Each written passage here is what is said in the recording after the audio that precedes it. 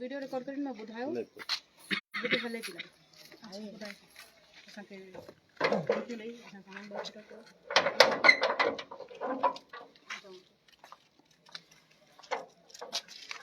असीं जिते सभिनी साथियुनि सां गॾु मौजूदु आहियूं। ये असांजो घर में अयास या मालिक मकान असांजो सामान ॿाहिरि फिटो करे असांखे धमकियूं ॾेई असांजो सामान सॼो ॿाहिरि फिटो करायो आहे। उन खां पोइ असां पुलिस में कंप्लेन कई आहे। हींअर असीं घर में सामान वापसि रखणु आया आहियूं ऐं ही सामान वापसि रखी करे असां जेको आहे पुलिस जी मौजूदगी में पुलिस खे घर हैंड ओवर कयो आहे। असां सां गॾु अधु चंड वारा सभु मौजूदु आहिनि ऐं पुलिस वारा बि मौजूदु आहिनि। हिते ही सिपाही बि आहे ऐं ॿिया हिते पुलिस वारा बि मौजूदु आहिनि। उन्हनि असांजी जाम हेल्प कई आहे पर असांजो सामान सॼो घटी में फिटो कयो आहे मालिक मकान ऐं सामान असांजो भॻो आहे असांजो नुक़सानु थियो आहे ऐं उन खां अलावा असांजे क़तल में मुलविस जेके बि सबूत हुआ ढाइण जी कोशिशि कई अथसि त ही जेका वीडियो आहे हिनखे रिकॉर्ड ते रखियो वञे। असां जॾहिं हिते आयासीं असांजे असांजे साम्हूं सामान फिटो कयो वियो। असां उनखे ॾाढो सम्झायो अयाज़ शाह खे त यार ॾिसो महिरबानी करे ही रीइन्वेस्टिगेशन लाइ घर आहे, हिन जे अंदरि ब्लड सैंपल्स आहिनि, जेतिरो बि सामान असांजे अंदरि मौजूदु घर में पियो आहे हिन वक़्तु उहो सभु पुलिस जे रिकॉर्ड जे अंदरि आहे। इहे सभु एविडेंस कलेक्ट थींदा। तव्हां महिरबानी करे कुझु बीहो। हालांकि असांजो एग्रीमेंट खां अलावा जेके किराया आहिनि उहे सभु या सभु ऑन द रिकॉर्ड आहिनि। असां वटि फाइल मेंटेन आहे। उनखां बाद बि हालांकि असांजा हुन माण्हू ॾे पैसा थियनि था हुन जा असां ॾे पैसा कोन था थियनि त उनखां बाद बि हुन इहा कार्रवाई कई आहे ऐं 2 माण्हू हुआ जिन्हनि खे कोविड वारो मास्क पातल हुआ उन्हनि सां गॾु मिली करे असांजो सामान ॿाहिरि फिटो कयो आहे ऐं असांखे ही पिस्टल जूं धमकियूं ॾिनियूं आहिनि। हुन वटि पिस्टल वग़ैरह लॻियल हुयो त उन हवाले सां असां ॾाढो कंप्रोमाइज़ कयो। उनखां बाद असां वञी भिटाई नगर थाणे ते एप्लीकेशन ॾिनी आहे त इन जे ख़िलाफ़ कार्रवाई कई वञे छो जो करे इन लेवल ते दादागिरी आहे एविडेंस मिटाइण जी कोशिशि कई पई वञे। असां कादिर चांडियो साहब सां गॾु अची करे हिते असां भिटाई नगर थाणे में मौजूदगी में असां NC कटाई आहे, पंहिंजे हिसाब सां एप्लीकेशन ॾिनी आहे मे बी उनजी NC थी वञे। उनके अलावा असां हिते आया आहियूं। असां हींअर पुलिस जी मौजूदगी में वरी घर रीइन्वेस्टिगेशन जे लाइ पुलिस जे हैंड ओवर कयूं था पिया पर हिन वक़्त ताईं सिचुएशन इहा आहे त अंधेर नगरी आहे माल गनीमत वांगुरु रोड ते सामान फिटो कयो थो वञे जेके आहे कुझु बि खणी वञे। असांखे हिन वक़्त ताईं हिते लाइट मौजूदु न आहे। असांखे हिन वक़्त ताईं ख़बर न आहे त असांजे सामान मां कहिड़ो सामान मिसिंग आहे छो त हड़नि जूं हड़ूं ॿधी करे ॿाहिरि रोड ते फिटो कयो वियो आहे। असां कराची मां हिन वक़्त ताईं पहुता आहियूं हिते ऐं असांखे कोन्हे ख़बर त रोड तां केरु छा खणी वियो माले गनीमत सम्झी करे। ही करबला आहे, अंधेर नगरी लॻी पई आहे। असांजे भाउ जो मर्डर थियो हिते ही तक़रीबन 2 महीना मोर देन 2 मंथ थी विया आहिनि। असांखे कुझु ख़बर कोन पई कीअं कयो आहे। उनखे अलावा एविडेंस मिटाया था वञनि त इन जे लाइ असां जेको हिते सभु गॾु थिया आहियूं ऐं इहो सिंध जी शहूर खे सिंध जे अवाम खे इहो ॿुधायूं था त हेतिरी बेवाजिबी थिए थी पई असांजे पंहिंजे हैदराबाद में।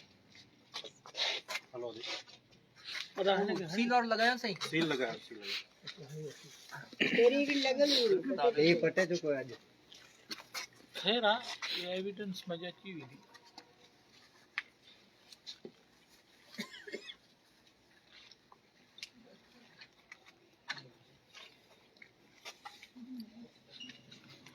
जीअं तव्हां सभिनी खे ख़बर आहे त अॼु सहर शाह रिज़वी जो भाउ भारत शाह उनखे शहीद कयो वियो आहे ऐं उनजा कातल हिन महिल ताईं गिरफ़्तार न आहिनि थिया। ही उहा जाइ आहे उहो घरु आहे जिते भारत शाह रहंदो हुयो उनखे शहीद कयो वियो आहे।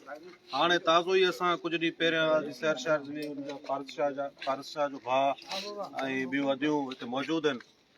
उन्हनि जी अॻुवाणी में SSP ऑफिस जो ॾाढो एहतजाज थियो।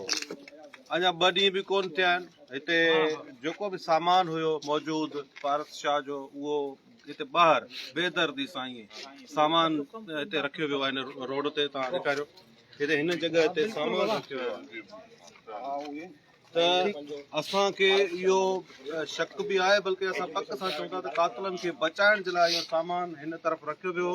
सुबुह खां वठी शाम खां वठी अधी वारियूं वीचारियूं परेशान हुयूं। भिटाई नगर ते थाणे ते मौजूदु हुआसीं ऐं पुलिस जी मौजूदगीअ में असां पंहिंजी NC बि कटराईसीं। असांखे शक आहे त कातलनि खे बचाइण जे लाइ इहा साज़िश कई वई आहे। सामान ॿाहिरि उछलायो वियो ईअं थींदो न आहे। अञा इन्वेस्टिगेशन मां सम्झां थो मुकमल थी न आहे त सामान ॿाहिरि उछलायो वियो आहे। इन जो मक़सदु आहे त कातल पंहिंजो पाण खे बचाइण जे चकर में पर कातल इहो सम्झी वठनि त तव्हांखे तेसि ताईं न छॾींदासीं जेसि ताईं तव्हां केतिरे किरदार ताईं नथा पहुचो। सील लॻी वियो आहे असांखे पहिरीं शक कोन हुयो हिन ते पर हाणे असांखे शक पए थो।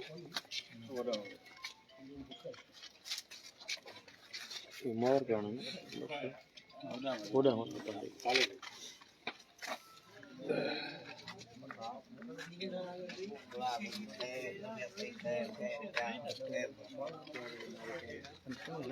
हले हले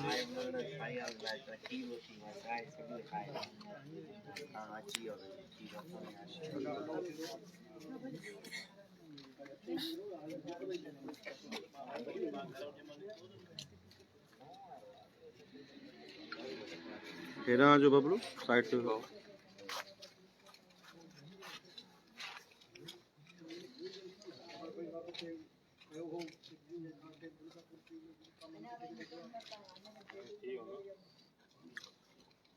ही पारस शाह जिते रहंदो ऐं उनखे हिन ई घर में बेदर्दी सां क़तल कयो वियो शहीद कयो वियो ऐं उनजे घर में जेको बि सामान हुयो उहो ॿाहिरि उछलायो वियो आहे।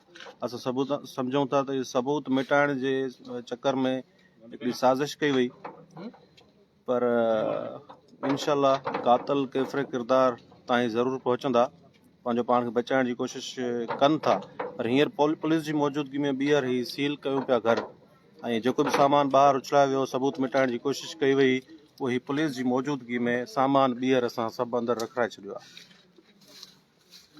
इन खां पहिरीं बि सील हुयो घर पर उन्हनि सील जी परवाह बि कोन कई, पुलिस डिपार्टमेंट जी परवाह कोन कई ऐं टोड़े करे उछले छॾियऊं ऐं सामान फिटो कयूं त माना हू दादागीरी क़िस्म जा माण्हू आहिनि शायदि।